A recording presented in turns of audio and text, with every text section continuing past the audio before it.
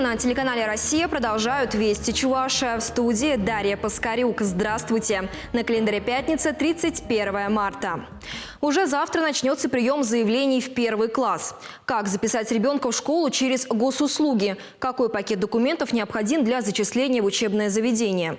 Ответы на эти и другие вопросы родители смогут получить сегодня на Чебоксарском онлайн-родительском собрании. Задать интересующие вопросы мамы и папы смогут в прямом эфире. В числе спикеров будут директора школ, педагоги, психологи и представители правоохранительных органов. Собрание начнется в 16:30. Ссылку для подключения можно найти на сайте Управления образования администрации Чебоксар. Наша республика вошла в десятку лучших регионов страны в национальном экологическом рейтинге. Его составила общероссийская общественная организация «Зеленый патруль».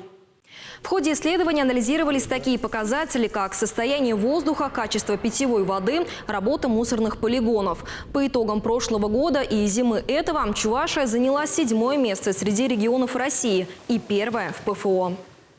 Пятница. Время традиционной рубрики «Мобильный репортер». Опасное развлечение. Двое мальчишек вышли на лед под Московским мостом в Чебоксарах. На кадрах видно, как один из ребят смело бегает по тонкой ледяной корке, скользит по ней и в конце концов падает, не удержавшись на ногах. Чудо, что не провалился под лед, пишут в комментариях.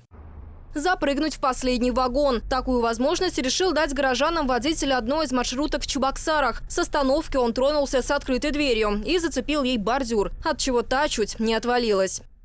Счастливое спасение. В среду монтажники, работающие на крыше одного из чебоксарских домов, обратились в поисково-спасательную службу. На козырьке балкона соседнего здания они заметили кошку. Самостоятельно она бы из этой ловушки не выбралась. Спасатели, прибывшие на место, достали испуганное животное, погладили и отпустили на улицу. Как этот пушистый темно-коричневый комок попал на крышу, непонятно.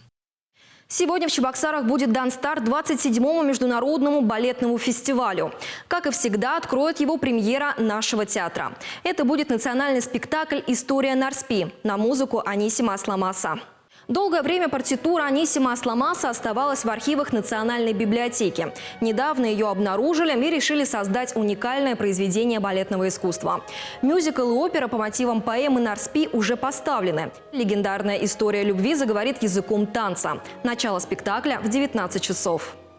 Мы продолжаем знакомить вас с подопечными Чебоксарского пункта передержки «Право на жизнь». Наша сегодняшняя героиня – Айгуль.